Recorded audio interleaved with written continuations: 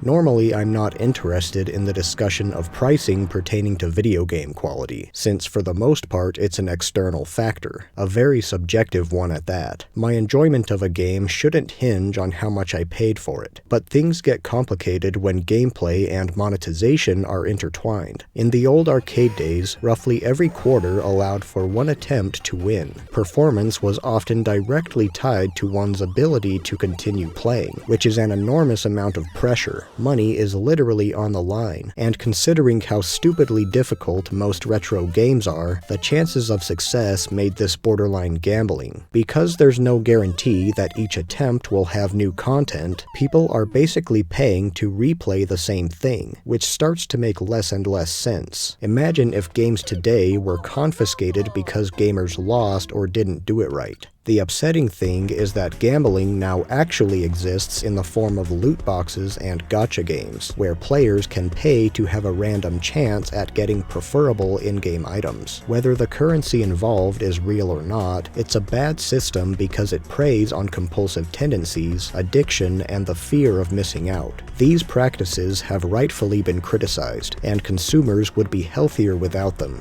I generally dislike in-game purchasing in all its forms. Downloadable content is weird in that it needs to be meaningful enough to be desirable without being required to enjoy the game, or stretching it longer than it has a right to. DLC should supplement an already fulfilling experience, not legitimize an incomplete package, and it absolutely shouldn't offer a blatant advantage to purchasers, like competitive edges or quality of life features. Harmless things like cosmetics seem to fit this bill well, though personally even that feels like a cheap thing to charge money for. Microtransactions are often an expedient way to gain quick and easy access to cool stuff. A common defense for microtransactions is that they are typically featured in free-to-play titles, along with in-game currencies that can be earned after enough playtime to obtain those same items, making it optional. The problem with this method is how it's almost always accompanied by ridiculous time wasting in hopes that players will get frustrated and buy for that instant gratification, putting into question why anyone would spend effort when they could just bypass all the challenge. It'd be like me paying money to level up my RPG character to avoid grinding so I can breeze through the campaign. Is a game even worth playing if I don't have to work to earn my rewards or victories? And what does that say about the gameplay if that process isn't even fun? Conventional free-to-play is designed to irritate and exploit impatience, which is especially wrong when there's an indefinite number of microtransactions. This piecemeal approach to purchasing has always been bothersome, because there's rarely a point where I feel satisfied with what's currently accessible, understandably so when bombarded with paywalls and advertisements. There's something unprofessional about selling a deficient product. Simply put, I don't think it's right to make games available for purchase in any kind of unfinished or fragmented state, even if it's free. The only somewhat agreeable instances of this are demos, because they are marketed with a clear understanding that it's just a teaser. Call me old school, but I still appreciate the confident simplicity of going to my preferred storefront and buying a full game at a single price point. It's difficult to determine the appropriate base price for a lot of games, but as they age, it only makes sense for that price to drop without substantial upgrades. It's publishers' job to reasonably consider the ratio of cost versus content, and keep products accessible over time. Otherwise, they become increasingly expensive on the second-hand market.